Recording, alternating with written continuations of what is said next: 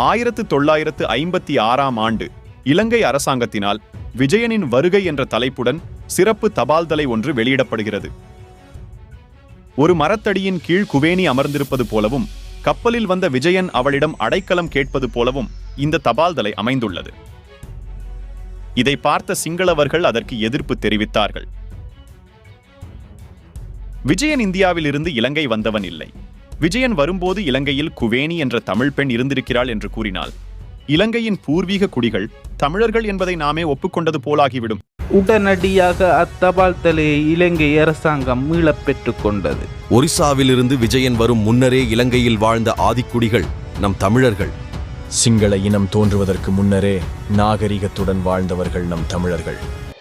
இந்த பதிவை பார்த்து கொண்டிருக்கும் ஒவ்வொரு தமிழனும் கேபோர் தமிழை சப்ஸ்கிரைப் செய்யுங்கள். தொடர்ந்து ஆதரவை தாருங்கள். மகியங்கனைக்கு முன்பு தம்பானை என்னும் இடத்தில் ஆதிவாசிகள் வசிப்பதாக தகவல். சரி, வேடிக்கை பார்க்கலாம் என்று போனால் அது முற்றிலும் நாடக அமைப்பு மாதிரி இருந்தது. குறிப்பிட்ட ஆண்கள் மாத்திரமே காணப்பட்டார்கள். அவர்களின் குடும்பம் குட்டிகள் எங்கே என்று தெரியவில்லை. ஆதிவாசிகள் பணப்பாவனை அற்றவர்கள்.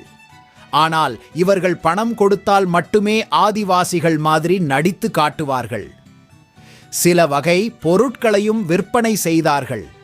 வெற்றிலையும் பாக்கும் போட்டு சாரமும் உடுத்து வந்தால் ஆதிவாசிகளா என்ன?